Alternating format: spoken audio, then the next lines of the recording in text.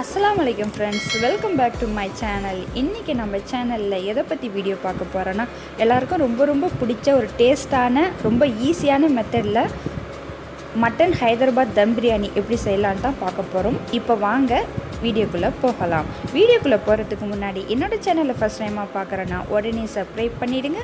பக்கத்தில் உள்ள பெல் பட்டனையும் கிளிக் பண்ணிவிடுங்க. ஹைதராபாத் தம் பிரியாணிக்கு ஃபஸ்ட்டு மட்டனை குக் பண்ண போகிறோம். மட்டன் குக் பண்ணுறதுக்கு விசில் குக்கர் எடுத்திருக்கேன். அதில் 1/2 kg மட்டன், 2 கப் வாட்டர், தேவையான அளவு இஞ்சி பூண்டு பேஸ்ட்டு, அதுக்கப்புறம் கொஞ்சமாக சால்ட்டு, கொஞ்சமாக மஞ்சத்தூள், நிறையா இல்லை கொஞ்சமாக பிஞ்சளவு மஞ்சத்தூள் ஆட் பண்ணி 6லேருந்து 7 விசில் விட்டு எடுத்து வச்சுருக்கேன். பாருங்கள் மட்டன் நல்லா குக் ஆகிருக்கு. நம்மளுக்கு இந்த ஸ்டேஜ் பாருங்கள் உடையாமல் அழகாக வந்திருக்கு. மட்டனை மிக்சிங் பவுலில் எடுத்து வைக்க போகிறேன். மட்டன் குக் பண்ண வாட்டரை அப்படியே வச்சுக்கோங்க. அதை தான் நம்ம பிரியாணியில் யூஸ் பண்ண போகிறோம். அந்த யூஸ் பண்ணாக்கா நல்ல டேஸ்ட் கிடைக்கும். பாருங்கள் ரொம்ப சூப்பராக இருக்கும். நீங்கள் ட்ரை பண்ணி பாருங்கள் மட்டன் நல்லா குக் ஆகி வந்திருக்கு. அது மட்டும் இல்லாமல் உடையாமல் சூப்பராக வந்திருக்கு. மட்டன் ஆல்ரெடி குக் ஆகிடுச்சு. அதனால் நம்ம 10 மினிட்ஸ் மேரினேட் பண்ணால் போதும். மேரினேட் பண்ணுறதுக்கு என்னென்னலாம் ஆட் பண்ண போகிறேன்னு பார்ப்போம். தயிர் 1/2 கப் தயிர் ஆட் பண்ணியிருக்கேன். நான் 1/2 kg ரைஸுக்கு தான் குக் பண்ண போகிறேன். அதனால் அதுக்குள்ள குவான்டிட்டி தான் உங்களுக்கு ஷேர் பண்ணுறேன். நான் தேவையான அளவு சாஜிரா, பட்டை, கிராம்பு, ஏலக்காய், அன்னாசி பூ ஆட் பண்ணியிருக்கேன். நெக்ஸ்ட்டு என்ன ஆட் பண்ண போகிறேன்னா பிரியாணி மசாலா தான். பிரியாணி மசாலா 6லேருந்து 7 டீஸ்பூன் ஆட் பண்ணியிருக்கேன். நெக்ஸ்ட்டு கரம் மசாலா தூள் 2 டீஸ்பூன் ஆட் பண்ணுறேன். நெக்ஸ்ட்டு மல்லி, மிளகுத்தூள், ஜீரகத்தூள் மிக்ஸ் பண்ணி அரைச்சி வச்சுருக்கேன். அது 1 டீஸ்பூன் ஆட் பண்ணுறேன்.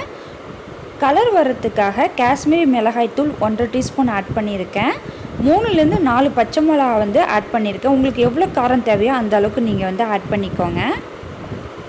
நெக்ஸ்ட்டு இஞ்சி பூண்டு பேஸ்ட் 2 டீஸ்பூன் ஆட் பண்ணுறேன்.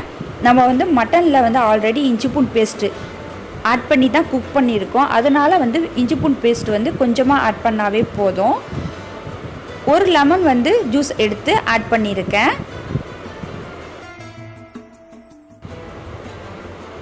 நெக்ஸ்ட்டு தேவையான அளவு சால்ட் ஆட் பண்ணுறேன்.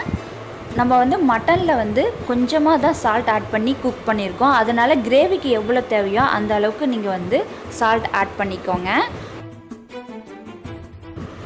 ஹைதராபாத் தம் பிரியாணிக்கு நம்ம ஆனியனை ஃப்ரை பண்ணி ஒரு பேனில் ஃப்ரை பண்ணி எடுத்து வச்சுருக்கேன். அதை தான் நம்ம ஆட் பண்ண போகிறோம். இதில் நம்ம தக்காளி ஆட் பண்ண மாட்டோம். புளிப்புக்கு தயிர், லெமன் தான் ஆட் பண்ணுறோம். உங்களுக்கு ஒன்று புளிப்பு வேணால் கொஞ்சம் நீங்கள் கூட ஆட் பண்ணிக்கோங்க. லாஸ்ட்டாக புதினா, கொத்தமல்லி தழை ஆட் பண்ணியிருக்கேன். நல்லா மிக்ஸ் பண்ணிக்கோங்க. ஃபைனலாக என்ன ஆட் பண்ண போகிறேன்னா நம்ம வெங்காயத்தை ஃப்ரை பண்ண வெங்காயத்தை தான் ஆட் பண்ண போகிறேன். நான் 3லேருந்து 4 பெரிய வெங்காயத்தை ஸ்லைஸாக சாப் பண்ணி ஆயில் ஆட் பண்ணி ஃப்ரை பண்ணி வச்சுருக்கேன். அந்த வெங்காயத்தை தான் நான் ஆட் பண்ணியிருக்கேன். இந்த வெங்காயத்தை நம்மளுக்கு நல்ல டேஸ்ட் கொடுக்கும். தண்ணி எடுத்து வச்சுருக்கேன். பட்டை, கிராம்பு, ஏலக்காய், கொஞ்சமாக சாஜிரா ஆட் பண்ண போகிறேன். பாஸ்மதி அரிசி ஊற வச்சு வாஷ் பண்ணி எடுத்து வச்சுருக்கேன். ஒரு 50 மினிட்ஸ் நம்ம ஊற வைக்கலாம். ஒரு 75% நம்ம ரைஸை குக் பண்ண போகிறோம். இதில் புதினா, கொத்தமல்லி தழை கொஞ்சமாக ஆட் பண்ணியிருக்கேன். தேவையான அளவு சால்ட் இப்போ ஆட் பண்ண போகிறேன். ஏன்னா கிரேவிலே சால்ட் ஆட் பண்ணியாச்சு. ரைஸுக்கு எவ்வளோ தேவையோ அந்த அளவுக்கு நம்ம சால்ட்டை ஆட் பண்ணியாச்சு. இப்போ ஊற வச்ச பாஸ்மதி அரிசியை இப்போ ஆட் பண்ண போகிறோம். இப்போ பாருங்கள் லைட்டாக கிண்டி விடுங்க. 75% நம்ம ரைஸை குக் பண்ணாவே போதும். பாருங்கள் நல்லா குக் ஆகிடுச்சு, தனியாக வருது. இப்போ ரைஸை வடித்து எடுத்துகிட்டு வந்துடலாம். மேரினேட் பண்ண கிரேவியை ஒரு பேனில் மாற்றி ஒரு 10லேருந்து 15 மினிட்ஸ் லோ ஃப்ளேமில் வச்சு குக் பண்ண போகிறேன். ஏன்னா ஆல்ரெடி மட்டன் நல்லா குக் ஆகிடுச்சு. நம்ம அந்த மசாலாவோட ஸ்மெல் போகிற வரைக்கும் ஒரு 10லேருந்து ஒரு 15 மினிட்ஸ் குக் பண்ணாவே போதும். நம்ம மட்டனுக்கு எடுத்து வச்ச தண்ணியை நான் கொஞ்சமாக இதில் ஆட் பண்ணியிருக்கேன். மட்டனை நான் எடுத்துட்டேன். எதனாலனா மட்டன் எனக்கு மசாலாவோட சாப்பிட ரொம்ப பிடிக்கும். அதனால் எடுத்துருக்கேன். உங்களோட சாய்ஸு நீங்கள் மட்டன் அப்படியே இருக்கட்டும்னா கூட விட்டுடுங்க. இப்போ வடித்து வச்ச ரைஸை அந்த கிரேவி மேலே லேயராக வைக்க போகிறோம். அடியில் வந்து கிரேவி, மேலே வந்து ரைஸ். அப்போ தான் நம்மளுக்கு வந்து அந்த மசாலாலாம் உள்ள ரைஸில் இறங்கி நல்ல டேஸ்ட்டாக கிடைக்கும். அதுக்காக நம்ம வந்து ஒரு அடியில் வந்து கிரேவி, மேலே ரைஸ் 2 லேயராக வச்சு தான் நம்ம வந்து தம் போட போகிறோம்.